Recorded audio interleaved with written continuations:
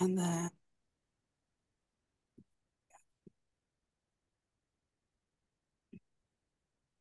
all right. So thank you so much, Doug, for joining me today. My name is Lisa Steinberg. I'm with Starry Constellation Magazine, Hi, and Lisa. I absolutely am honored to speak with you as a longtime fan of your work. Oh, thank you And so much. Gosh. you're such a chameleon, like in every sense of the word. Thank you. I'm surprised I haven't actually played a chameleon. Maybe that's next. Maybe. Yeah.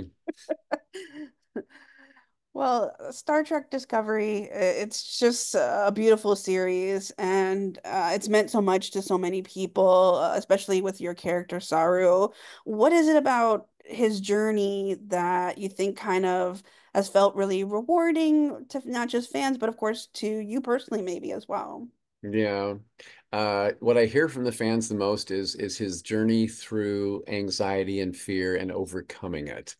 Um, Saru was born into a life of fear as a prey species on his home planet of Kaminar. And that's like an innate thing that where he has even threat ganglia that pop out of the back of his head when there's like an unknown threat nearby. So going from that to those threat ganglia falling out and him going through an adolescence period called Vihari, where he overcomes the fear and it's not a part of him anymore. Now he's living in confidence and with courage, and even his ganglia were replaced with poisonous quills that when threat is there or anger is there and righteous reason to use them, they pop out, and he can become quite a badass, you know. So he kind of even got the nickname Action Saru in later episodes and seasons. So that's the takeaway that I get from fans is like, wow. I'll hear one-on-one from fans, whether it's either online communication or in person at a convention. I've learned so much about my own depression and anxiety and how to get over it because of watching Saru. Thank you. That is more important to me than anything else I've done on the show, honestly. And then seeing Saru through his love life as well. He's never experienced love before, and now he's he's finding his heart going pitter patter when he meets this Vulcan lady, the President Tarina, played by Tara Rosling so gorgeously.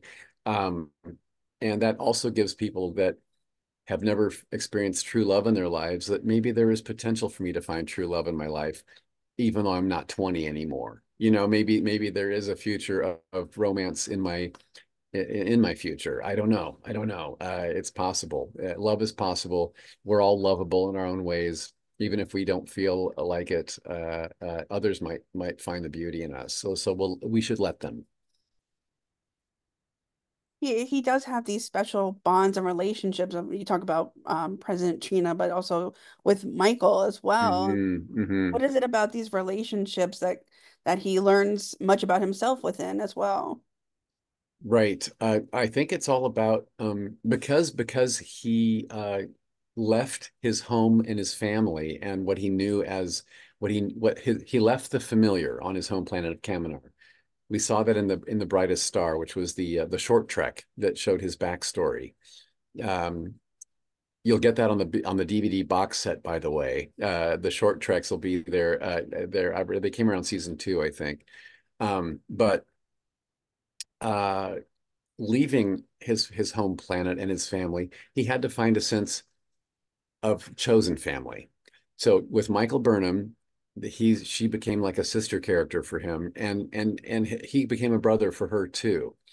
And they went through all of the competition, fighting, grating on each other's nerves, all the way to I trust you more than anyone in the world. I have your back, you have my back. Love, love, love. Right? That's a bond that family comes in two forms, bloodline and chosen. And we find that Suru is a living example of that. And also, with bonding with all of his crew, whenever he gave advice or commands to a crew, he did it with such a fatherly mentorship kind of vibe that was also a chosen family kind of thing. He was an uncle or a dad figure to so many. His father-daughter relationship with Tilly was delightful to play. Uh, she was silly. She was goofy at times, and he put up with that because he knew she had potential to be the smartest person on this ship and a future that was brighter than all of ours. And he wanted to help cultivate that as a fatherly figure. Love that. And then now finding love of his own with Tarina.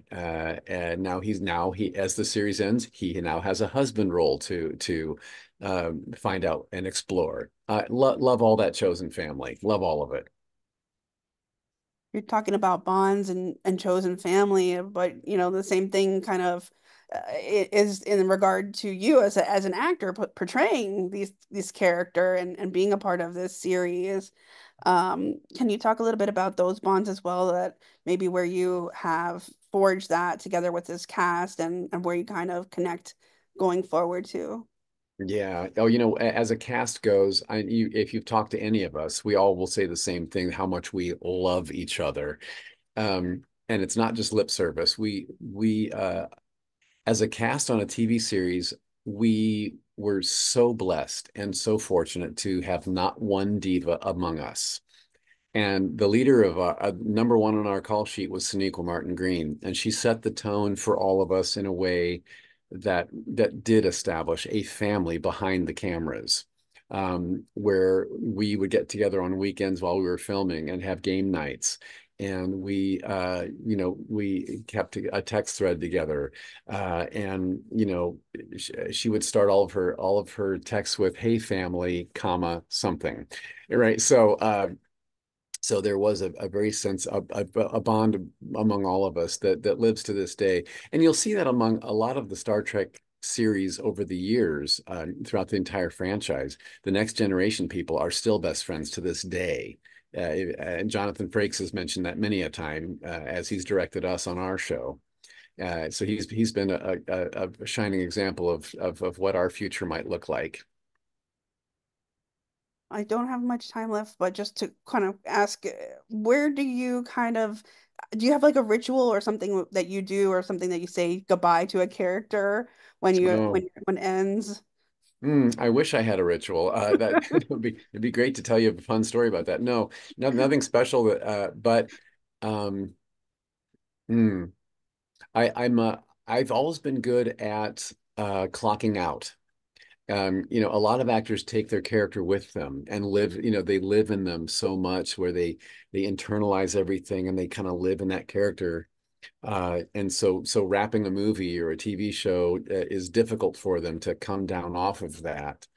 For me, I clock out at the end of the day because I'm older, and so I've learned that having a sane personal life is paramount and very important to surviving the show business.